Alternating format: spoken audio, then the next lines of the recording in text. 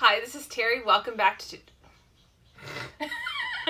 That's staying in. No! It's my birthday video. I can do what I want. Plus, I edit it, so it doesn't matter. This is true. I don't really have much to say. Hi, this is Terry. Welcome back to my video. And as Ray, aka Finn, just said, tomorrow is their birthday. So guess what today's topic is? Me. Well, it's kind of about me and you, and talking. But it was when I was before, like, it was before I was an actual person, so.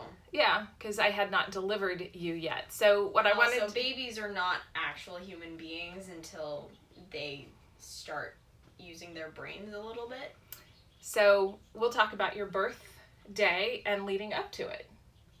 How's that? Yay. Yay. And just to let you know, we are continuing to have a massive heat wave here in the Bay Area, and it is hot. So if I start to just kind of melt, you'll know why. And I'm also going to accelerate through this so that we can get out of this office and try to get some breeze elsewhere in the house.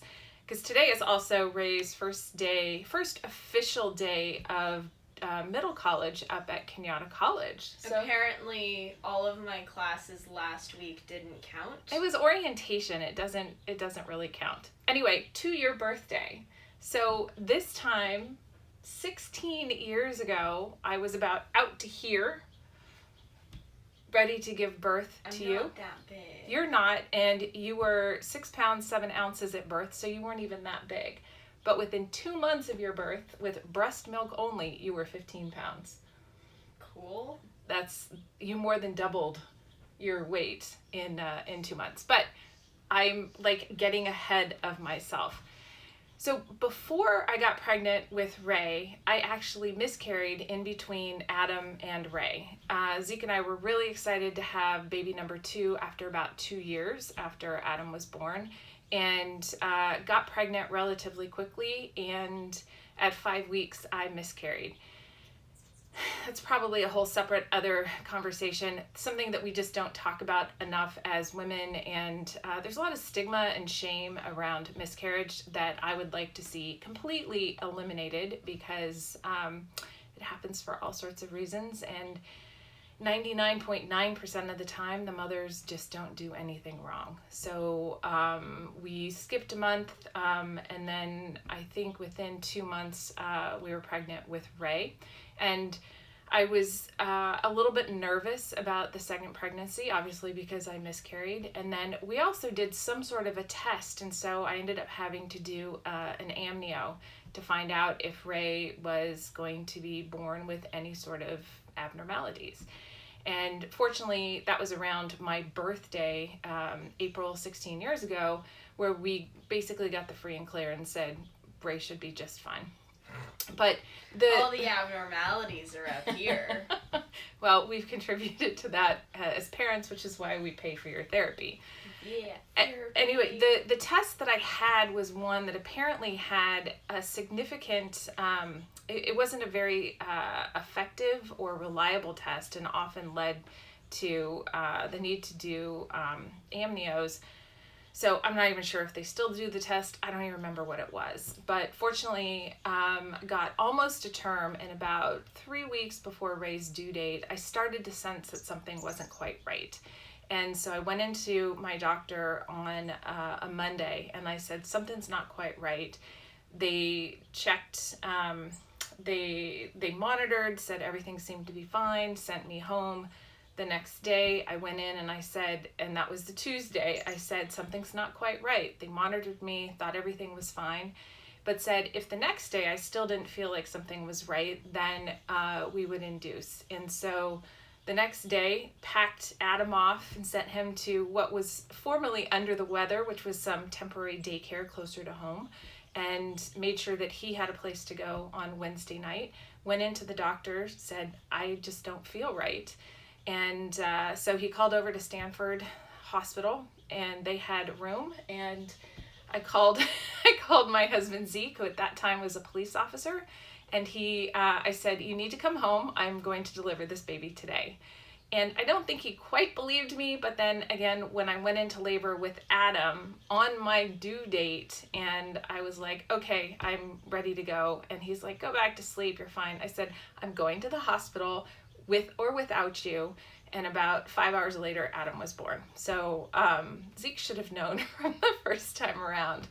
Anyway, we get to the hospital, and unfortunately, sometime between the time that Dr. Redford called and the time that we got there, something happened, the floodgates opened. So they kind of didn't have room for me, shoved me off to the side. So I was kind of hanging out in what seemed like a broom closet or a storage supply closet for a bit, reading Memoirs of the Geisha for the second time. And eventually they got me into a room. So this was about 12:30 on a Wednesday. And then we started inducing about 2 o'clock. And Dr. Redford came 5-ish and 6-ish. And I was progressing well, but it seemed that every time I either stood up or turned over, Ray's heartbeat would go down. And so at one point they were prepping me for potentially an emergency C-section.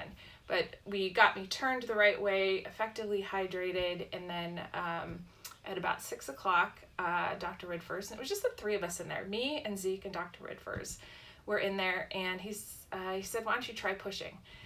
And because I pushed 3 times for Adam, my labor and delivery was super, super easy. I didn't really learn how to push the first time, and I thought the second time coming in would be just as easy. But since we were inducing 2.5 weeks early, it wasn't as easy. And I want to say I kind of had performance issues because I held Dr. Redford in such high esteem. I mean, I loved this man, and I wasn't able to do it. So I think, I'm not sure at what point he told Zeke to, go get a bite to eat. And I thought, okay, he'll just go down to the cafeteria in the hospital. Until a month later, I get the visa bill and I see a charge for the Barn, which was a restaurant not too far from the Lucille Packard Children's Hospital.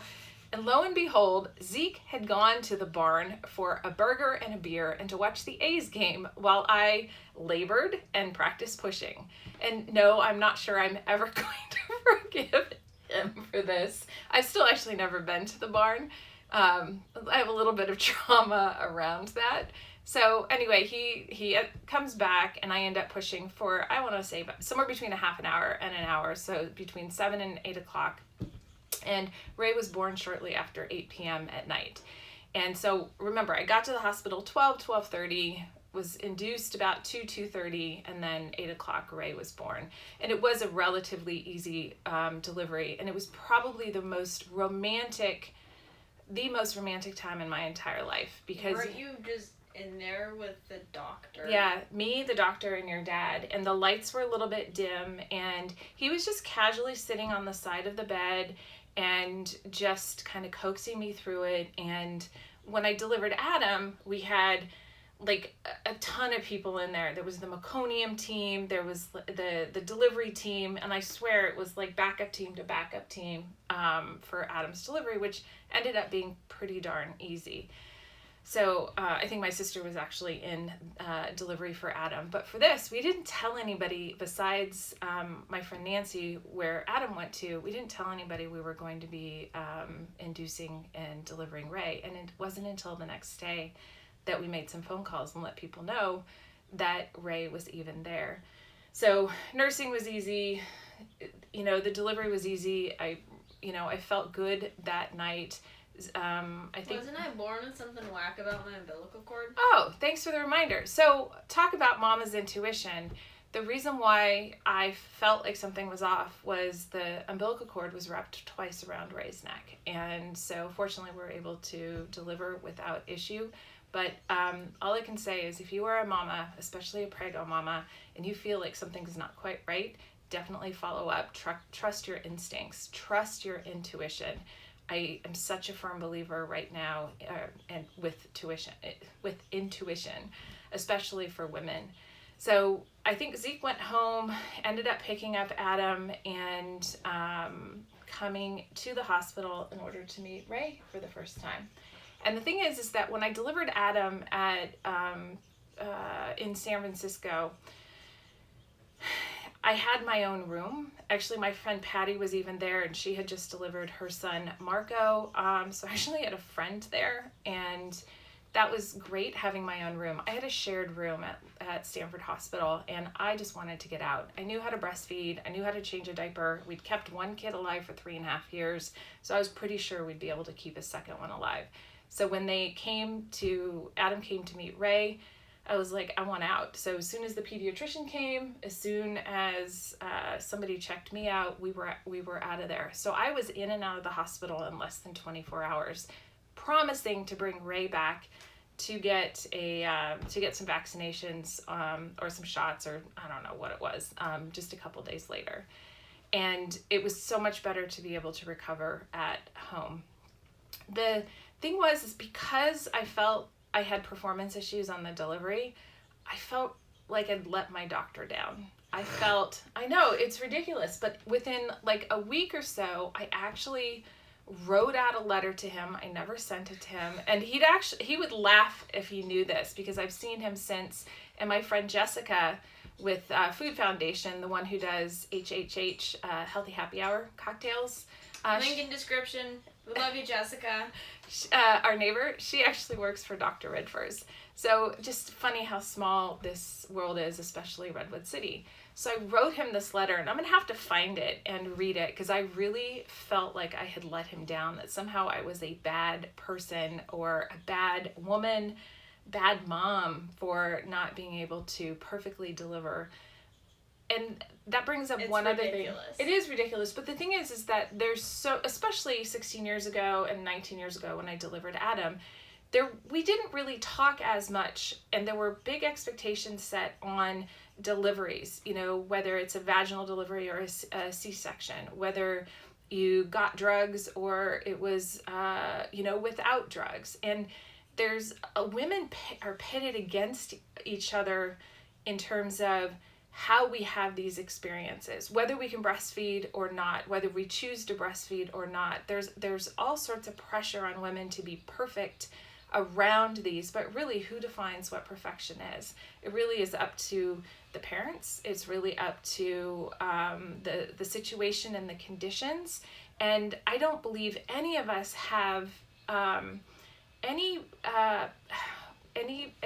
I don't know the word I'm looking for, grounds to really be judgmental about how anybody else parents their children or feeds their children or anything else. And I feel like there are a lot of actually healthcare providers who are very arrogant and very condescending and belittle women, especially around all of these different things. And we have enough pressure on us that this is not something that we should have added pressure around. So I am just absolutely delighted that we are just about to celebrate your 16th birthday. It's not super exciting. I mean, we've celebrated your birthday by having dinner at Jules Verne in Paris in the Eiffel Tower. We've done hot air balloon rides. We've done boat rides on the Seine. I've done fairy birthday parties and magic birthday parties, and usually they're pretty elaborate. I've done surprise scavenger hunts, and this year you want a peach pie. And homemade vanilla ice cream. Well, your dad's working on the peach pie, which might be a little laughable. The vanilla ice cream we know he can execute with ease.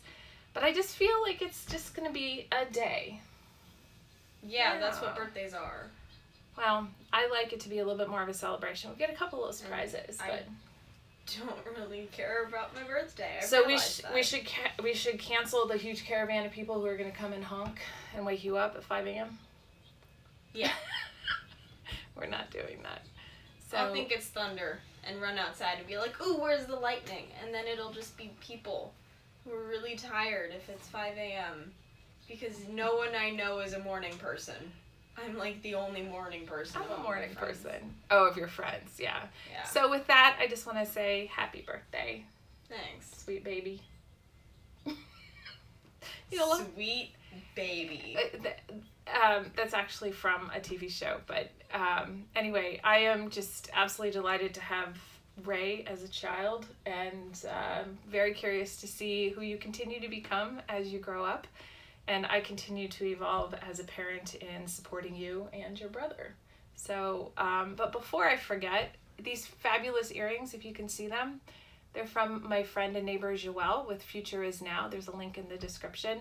And I think we actually have a special discount code for you. So hopefully I can pull that together. If not, I'll wear them again and then we'll push that out. But I love these. These are like super fun. She handcrafts them. So anyway, any other last minute 15-year-old thoughts, Ray? Tomorrow will mark the 16th anniversary of my existence on Earth in this exact spot in relation to the sun. But since the sun is also moving through the galaxy, I'm not in the same spot. Well, none of us are in the same spot in the universe that we were X number of years ago. God, you're starting to sound like Adam. Yay! Anyway. Now there are two of us. Products of us. So anyway, once again, happy birthday. And to all of you other Leos out there, happy birthday. And what I'd love to hear in the comments, or if you want to send me an email, is do you have a fabulous birth story? Do you have a horrific birth story? Whether it's your own or somebody that you gave birth to. Or someone's story that you heard on the street one time in like Peru or something. That would be pretty cool to know too. Not complete strangers. So anyway, go ahead. It's interesting. This is true. Feel free to share. Pilotingyourlife@gmail.com. Drop it in the comments. Would love to hear. Did it meet what you thought it was going to be? Was it different? Did things go sideways? Did they go better?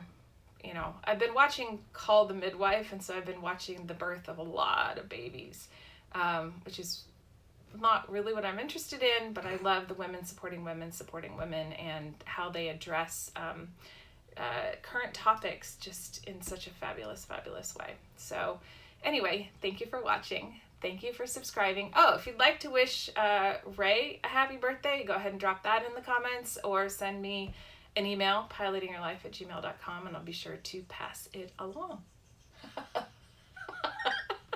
Why are you cackling, Mother? Because you just don't like certain attention, and You just opened the doors for anyone. Yeah, exactly. Although if you're gonna send me a happy birthday thing, my name's Finn with an F and two N's. Yes, Ray, aka Finn, Finn. So with that, once again, thanks for watching. Thanks for subscribing. If you think somebody else might benefit from watching and hearing this, please pass it along and then ask them to subscribe. And as always, let go of perfection, take some risks, and above all else, have some fun.